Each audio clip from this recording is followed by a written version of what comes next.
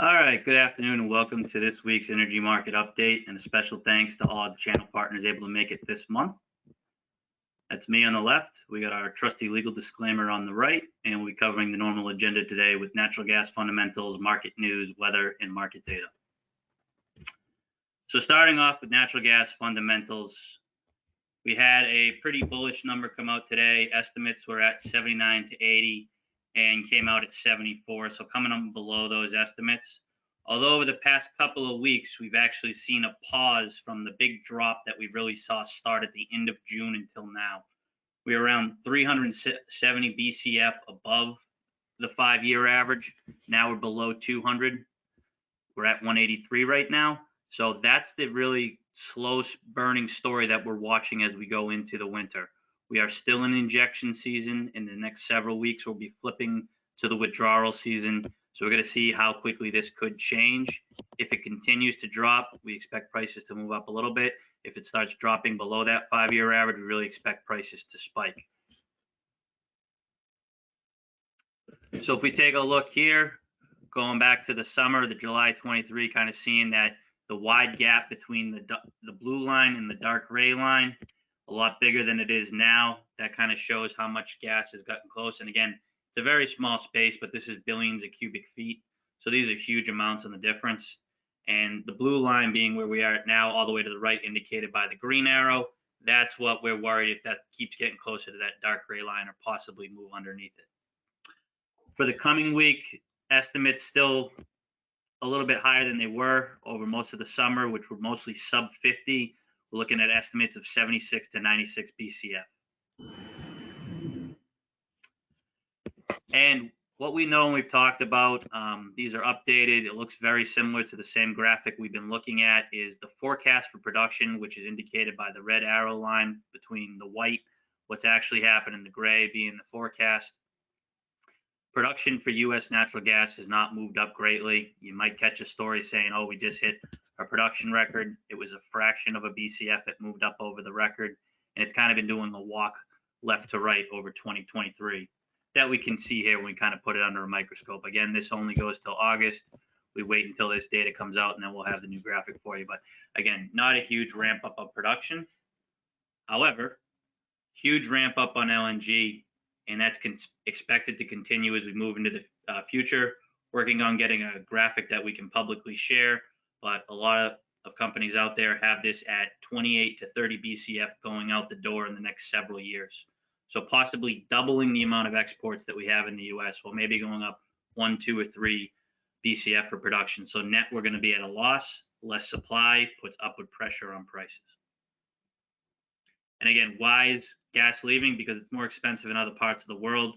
We have the national balancing point for the UK, the title transfer facility, the Dutch virtual trading hub used for the EU, and the JKM for the Japan, Korea markets.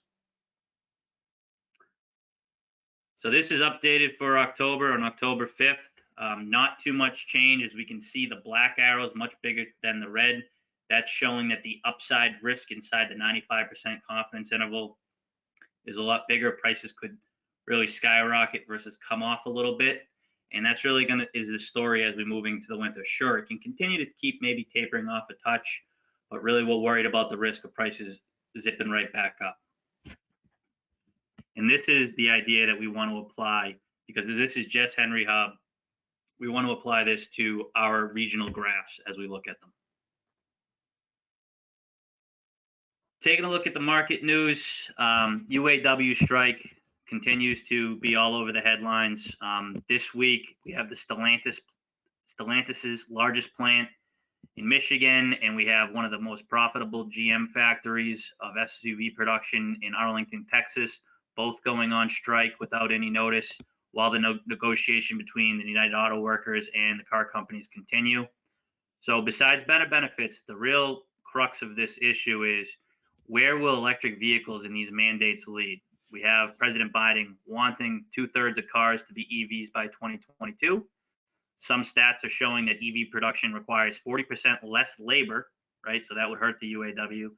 And at the same time, build that reliance on China, moving from having the independence here to relying on more parts that come from a foreign country, and one that we're not so friendly with right now.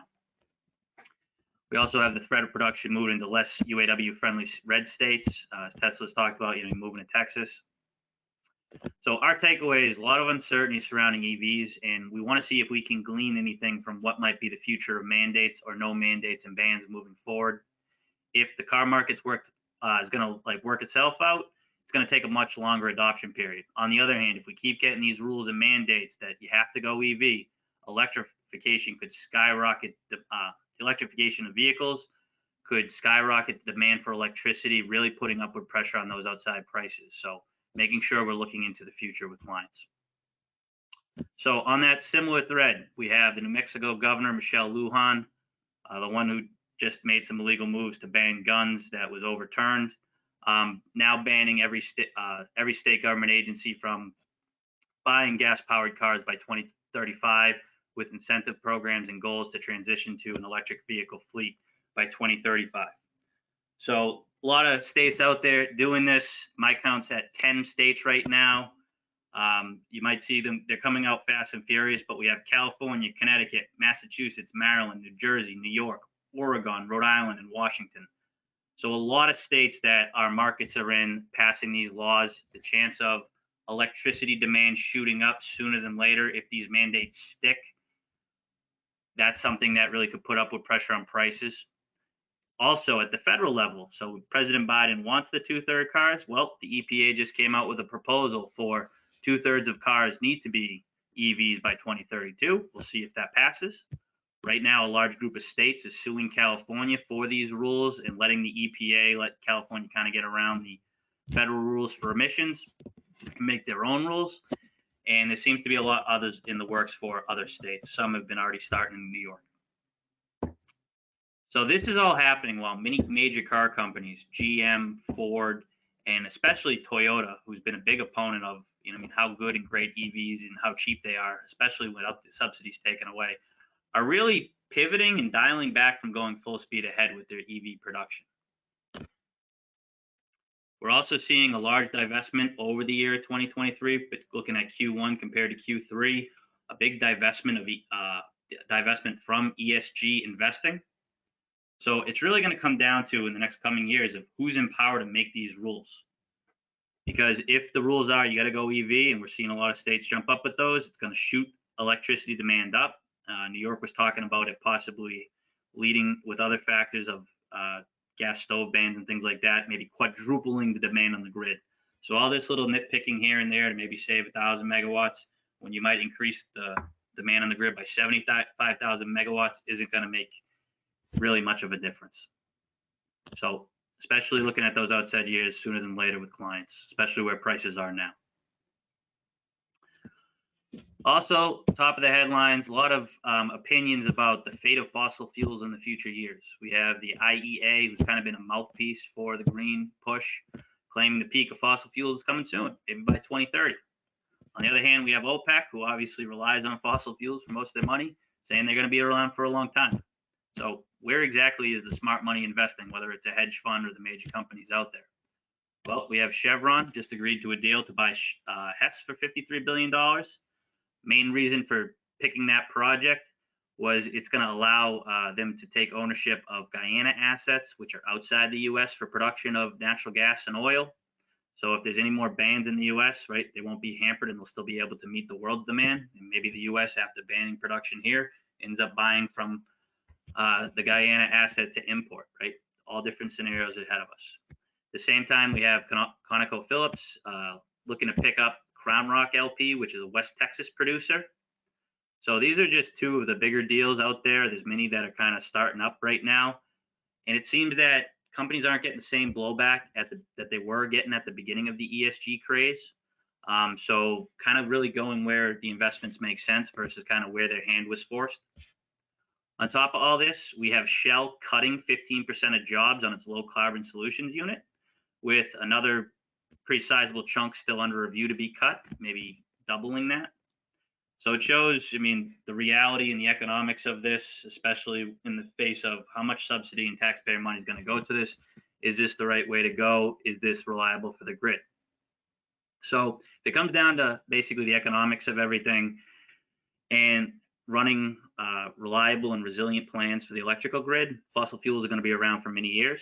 However, if we continue with the rules and restrictions to force the phase out of fossil fuels, we have a lot of bullish risk coming. The biggest problem is, right, the wind doesn't blow, the sun doesn't shine.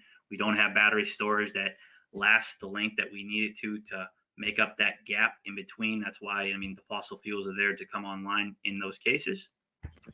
So why not hedge some of that risk where price is at, which we're going to take a look at the charts in the market data section. Also, as has been all over the news, the terrorist attack on Israel by Hamas, another dire humanitarian crisis. Seems like we're covering several of those. Huge deadly attack on the Jewish people since the Holocaust.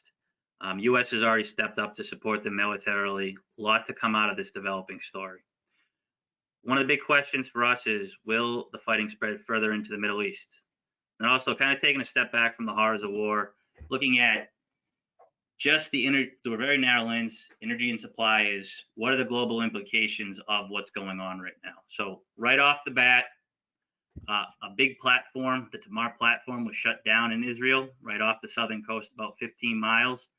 And numbers vary, but around 70% of the fossil fuel needed for electricity production in Israel comes from that Tamar platform that gets energy out of the Tamar field. So all of a sudden, less production, demand that needs to be filled from somewhere else in the world. So that is tightening the world energy picture even further, right? Higher prices, more LNG going out the door, less here, putting that pressure on the outside years. Other big thing really hanging out there is, how far does this spread? Right now, it's priced as it's going to be a contained, but this could very quickly turn on a dime, especially if the Strait of Hormuz comes into play. That's where a lot of ships pass a lot of the world's energy through, very narrow spot. If there's problem with energy supplies getting through there, that really is going to cause devastating impacts, especially towards the upside price for energy. Moving on to China, this story is still huge for the solar, not being talked about it as much, but during 2021, about 85% of our U.S. solar panel imports came from China and 4 other Southeast Asian countries. During 2022, that number went up to about 88%. In those other 4 countries besides China, at least 5 companies were found, one in each of the countries, being guilty of simply taking a Chinese product, rubber stamping it with their country's name, and sending it to the U.S. to avoid tariffs. These tariffs would put a lot of these solar projects and plans underwater. So President Biden, after basically the Commerce Department starts this investigation in February 2022, whole solar industry comes to a standstill really until June of 2022, when President Biden grants a waiver until June of 2024. And that is the date that is coming fast and furious at us of, what do we do when that date hits regarding solar? Because we can't build it here for the same cost that they can over here, especially with minimum wage and healthcare benefits. So subsidies are already through the roof. How much more money would have to be applied here in the U.S.? That wouldn't make sense. So it would need to be built somewhere else, most likely, from the economics. On top of all this, our relationship with China, hopefully it gets better, but it continues to kind of go down the road of not. There are some meetings that are scheduled to come up. Hopefully something can get better, but we have been seeing the China become more belligerent in their actions in the South China Sea. A lot of cutting off of airplanes and ships. Well, over the past week, we have China actually ramming into a Philippine ship near a contested shoal in the South China Sea. And the U.S. had to reissue a warning that, I mean, any armed attack on the Philippines, we're going to step in and take the side of the Philippines and defend them. So hopefully that doesn't happen. But again, Taiwan, South China Sea, the big red line, hot button issues between the U.S. and China right now. The other bigger story for this entire green push, and this is moving from energy independence, which the reliance on the fossil fuels and natural gas that we have under the U.S. here, versus needing to rely on a foreign country to import stuff. China has been fighting with the U.S. about semiconductor chips technology really since the beginning of 2023. It started in 22, but it's really ramped up recently. So in July, China made some rules around the exports of 2 of the critical minerals needed for semiconductor chips. By August, which they produce 80% of gallium and 60% of the world's germanium, it went from thousands of tons of exports to 0 in August. September numbers just came out, and we have gallium still at 0 and germanium maybe 1 kilo instead of thousands of tons were exported. So basically, since these export rules came into play, they're not exporting two of the critical minerals. So why is that important? Because we're also fighting about a lot of other things. If they decide to cut off the energy minerals or the energy manufactured products, we're going to be in a very tough spot, especially in the next 1 to 5 years out, which is exactly where our client terms fall. So just making sure they're aware of what happens if they cut off those materials. Moving over to the Ukraine-Russia war, it's been going on for a while now. Continues to get a little bit more complicated and getting better. Recently, the rhetoric around using nuclear firearms has escalated, and Putin had asked his lawmakers to pull out of the ratification from nuclear test bans. They did that. The lower house passed it in a unanimous vote, 415 to 0. Our Congress, I don't think, has ever voted like that. So that's just showing where the war is going. Hopefully it doesn't come anywhere close to that, but it's not necessarily getting better now. And the longer this gets drawn out, the more complications around the world that can come from it, which leads into the story that Russia is now saying that China supplies almost all of its war drones for the Ukraine war. So this is big news in the way that China has been very carefully trying to set on the fence, at least in a public image. What they're doing behind the scenes, you never really necessarily know. But Russia coming out saying China is supporting them in the war with the drones, not great, especially since the U.S. is on the other side of that kind of a proxy war through the Ukraine with all the donations.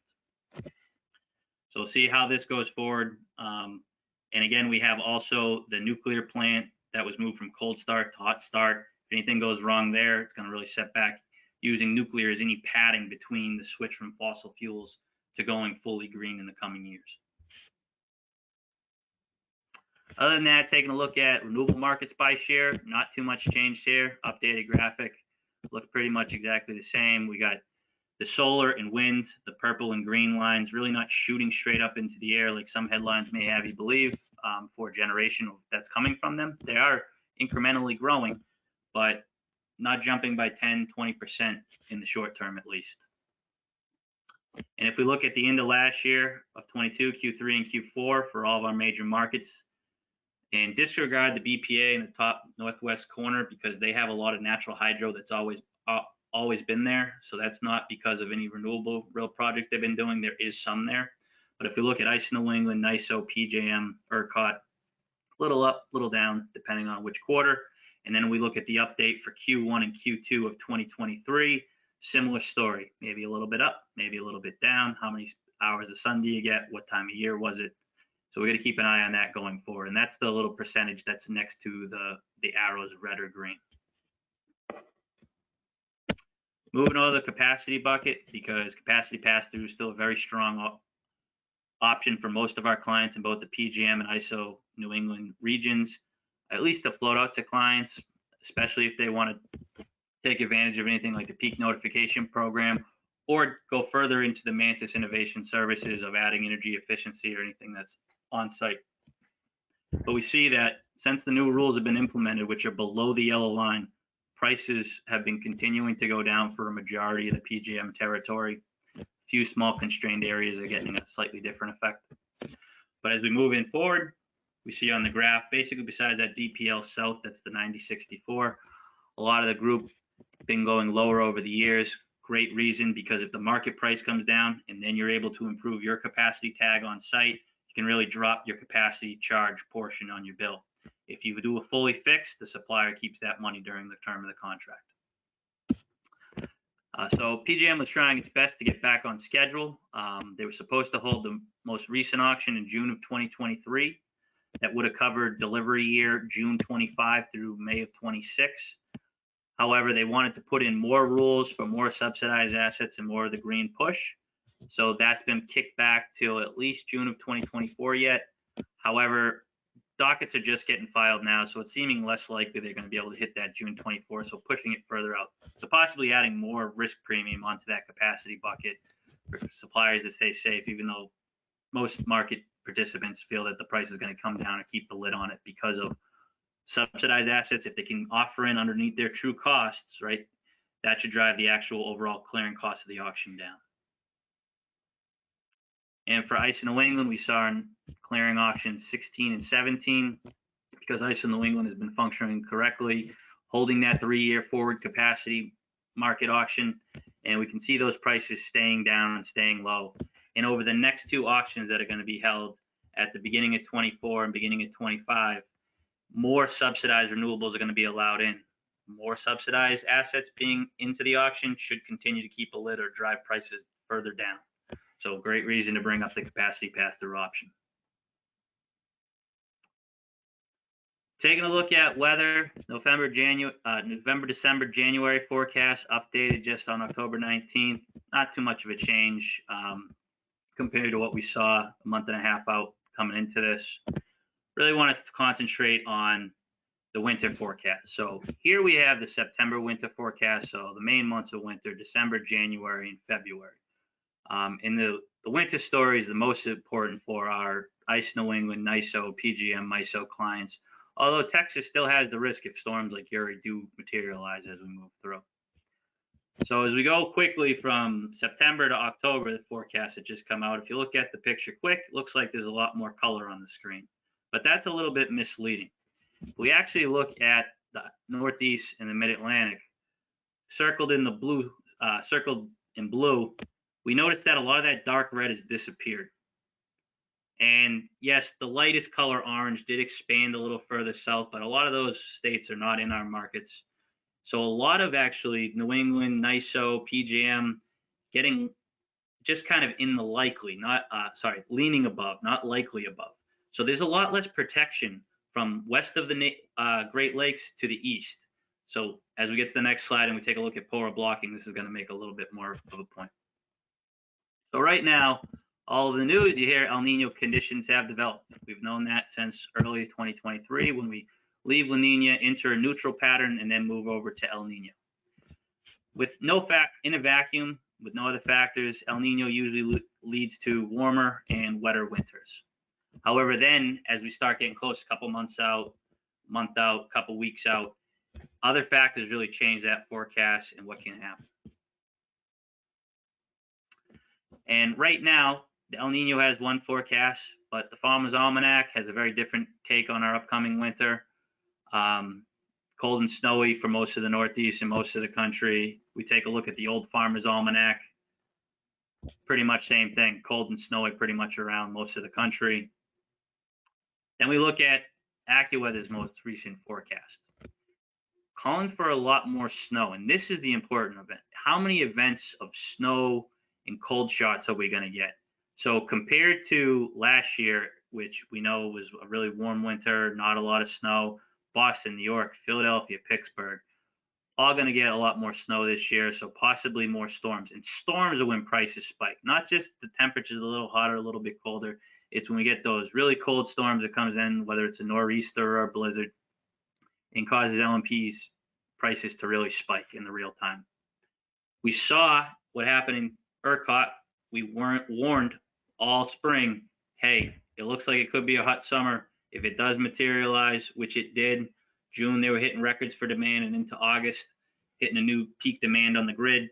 LMP prices took off, and now ERCOT's gotten very expensive, as we're going to see as we get to the market graphs.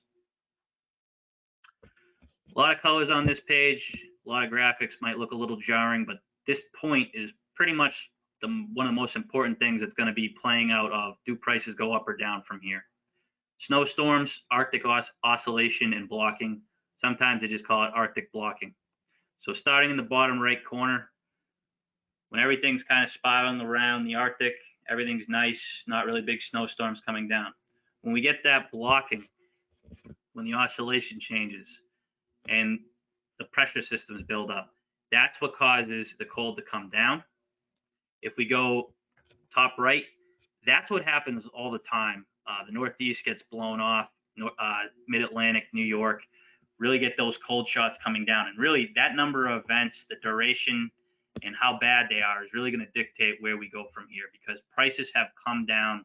Yes, they can go a little bit lower, but they sure can go a whole lot higher, especially if we start running into snow. Well, up in Vermont at Jay Peak, we got our first snowfall of the season over the weekend, so the snow is starting to fall here in New England. We have forecasts for the Pacific Northwest states that started on Tuesday this week, going through the weekend. We might actually have some snow at the Broncos game, they said. Snowstorms and blizzards starting on the West Coast. So again, how many snowstorms and cold shots will there be for winter?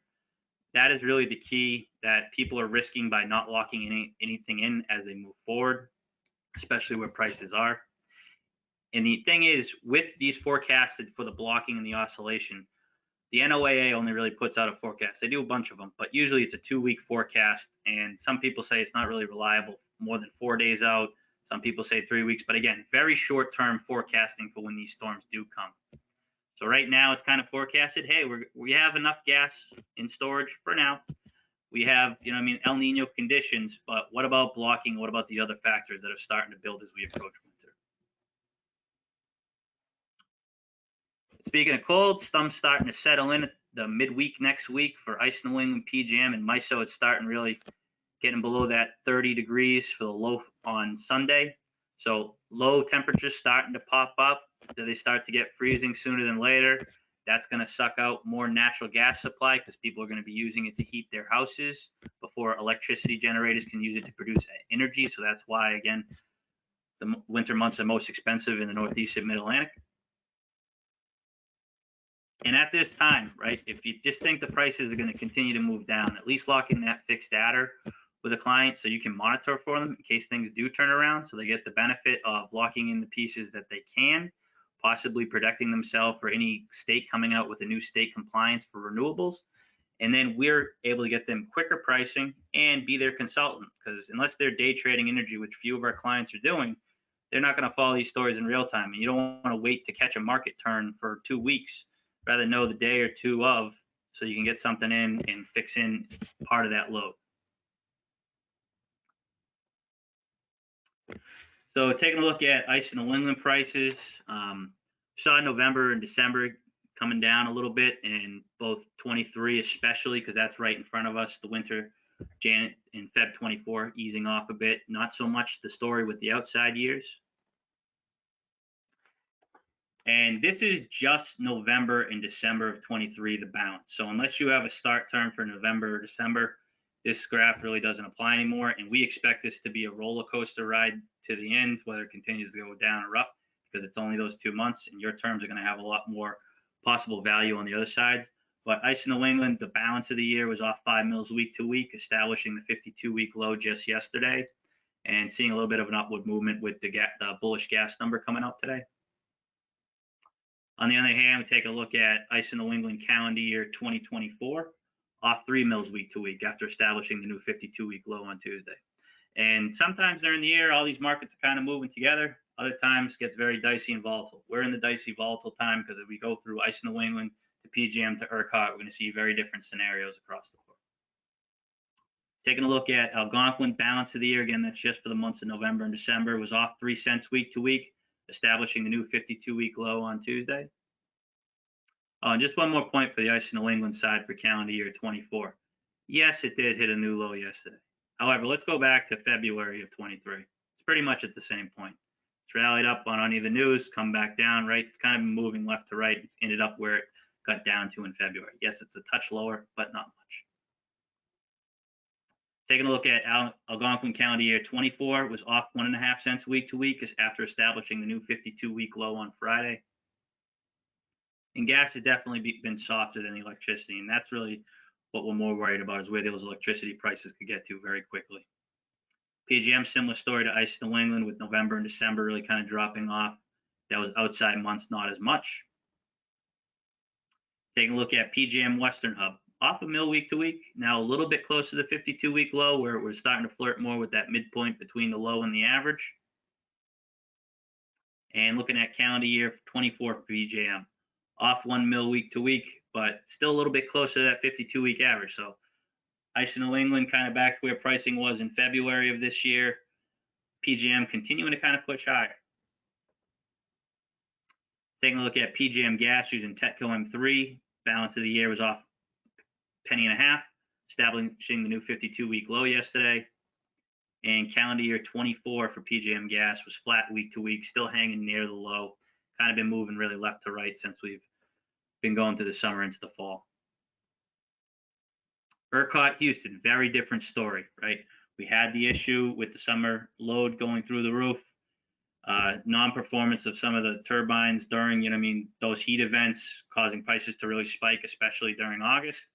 And August, that used to be in the 7s, is now back in the 10s right now for the August of 24. August 25 hasn't jumped up as much, but it's definitely moved up from where it was. Well, the only thing happened the winter scare is not totally out of ERCOT, as we can see, at least for January 24 and 25, still a little bit higher than typically was in the past, where usually look a lot lower, like the summers here do compared to winter in New England PGM NYISO. Taking a look at ERCOT Houston for balance of the year, November to December. Flat week to week, still close to that 52-week average, has been moving above and below it a little bit. Also, reminder, we're losing the old lows from last year, right? Every week we add, we're losing a week. So those old high points are disappearing. So that's also kind of changing the shape of the graphs on the 52s. And ERCOT calendar year 24 flat week to week, still close to that 52-week high. So again, this is exactly what we're worried about happening to any of our Northeastern and Mid-Atlantic markets. What could be happening does materialize, and prices absolutely skyrocket very quickly.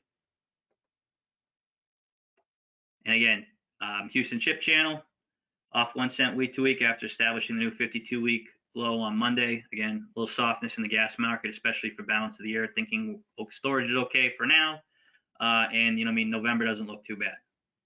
Taking a look at Houston Ship Channel calendar year 24, off a half cent week to week, now a little bit closer to that 52-week low. It's been rallying up and down. Great point to pick it up now while it's closer to the low than before it moves up again. In Henry Hub, Houston Ship Channel being neighbors, the 52-week chart, pretty much same shape, same price. But as we move to different parts of the country, that's where we have basis. And basis is the space between typically what we refer to the Henry Hub and the region that the gas is actually delivered in. So the space between the blue and the gray, ICE in New England basis, and the space between the red and the gray, the PGM basis. And as we look on the left side of the graph, those were very big spaces. Look all the way to the right side to where we are currently, the red's pretty much sitting on top of the gray. What a great time to lock in, at least fixing in the basis for PGM gas. And we see ICE in New England a lot closer than it could be. Start running into problems, the blue and the red are just going to start jumping up further above the gray line. And taking a look at PGM, Henry Hub, and Houston Ship Channel under a microscope, right? Red is just above gray right now, and Houston Ship Channel actually trades a touch underneath. Taking a look going out into the future, we had calendar year 24 off 3 mils, but a lot of the outside years we actually saw go up a little bit. And right now, 24 is 4 mils cheaper than 2025. And as we start looking at a couple of these years all together, calendar year 2023 we're already in, so the navy blue line only goes until the end of 2022 and then stops. But the top of that navy blue line could be looked at when going through with the client, marking that as, hey, here's where prices could shoot back up to. And then if we go back to 2025, 2022, where really the Russia-Ukraine war starts taking off, maybe that's the bottom. So if we look at the space between where the 3 lines are for 24, 25, 26, the space between here and here versus here and here is a lot bigger going up. So that's the risk that people are putting out there where prices could go, and we just want to make sure they're very aware of that. Taking a look at PGM prices going out in the future, we had 24 off a mil, and then again, outer years mostly up for 25, 26, 27. Not up much, but again, they're not really giving up the gains at the same way that what's right in front of us and really being moved around by the January, February month for 24 right now. And we can see here on this slide, that you see 24, the kind of purple magenta line moving down a little bit, but the green and blue continuing to kind of move up. And we want to make sure they take advantage before if something goes wrong this winter and you have to buy somewhere up here or even at the top of where 24 traded before. And you can mark that up with the drawing tool on PowerPoint, or if you're sitting with someone with a client, just marking up with a pen or pencil can help make the graphs jump off the page a little bit more. Taking a look at ERCOT prices going out into the future. We got ERCOT Houston load zone. So on the ICE New England PJM graphs, all the future bar graphs compared to the gray, which was the last price that calendar year 2023 traded on 12/28/2022, they looked very small in comparison. Texas, another story. All those prices have moved up because the events happened this summer. Now getting very close to really a pretty high price of where it traded at the end of 2022 for 2023. And one of our most interesting graphs, the Houston Ship Channel, continues to change. The 2020 calendar 2026 year actually above the end of where 2023 traded. And this is really traders trying to figure out when these LNG projects are actually going to come online and put stress on the system down there. And looking at ERCOT prices, we saw how high 2023 got in trading. We've seen 2024 start to take off after this summer. I mean, looking at those outside years sooner than later, and that's just for the market fundamental reasons. Add on top of that all the news stories we're talking about. If some of those start to get traction, really could add bullish sentiment to these prices. In conclusion, mostly sitting in the same spot before. Some of the other presentations out there have grading of how everything is like right now. But with our clients, we're not trading day to day in and out of these things. We're buying one time for them and trying to get the best product, whether it's a low falling block and index, just the fixed data, and we'll monitor it for you. Or hey, you know what, prices are low enough, fix me all in and let's call it a day because I got a pretty good deal compared to the past year of what was available to me. So we want to be managing risk by how high or low the market can go here. And especially when you're at lower points, great point to hedge in. Want to evaluate those longer terms because of the volatility around those and the bullish stories that are continuing to pile up. Very important to differentiate, especially if someone's bringing up a utility rate versus a 12-month rate. The winter's the most expensive in ICE New England, PJM, NYISO, ERCOT. The summer's the most expensive. So the opposite utility rate, if it's only the summer rate for ICE New England, say, that's going to look a lot cheaper than a 12-month because, and again, use that monthly bar graph because it's clear to see how much more expensive the winter is than the rest of the year. And then our point right now is, except for ERCOT, Electric 24, all of our other prices below the 52-week averages, most of them close to the low. So great point to lock in, very, very reasonable time to lock in for at least some, if not 100% of a client's load. The green and clean push is still getting pushed very hard at the state and federal level. We need to see where this goes in the coming years and who will be in power come next election. But we have a lot of risk of, if fossil fuels are phased out, well, we're not able to build these projects. And we've talked in past presentations about the challenges that wind has been having, and today covering a lot of what the solar challenges of these projects being built in time. We're well off forecast.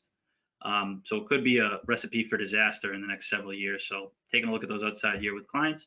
And lastly, talking about the other components because how important they are and how much of the bill they actually make up, whether that's the renewable or capacity bucket and how they can maximize.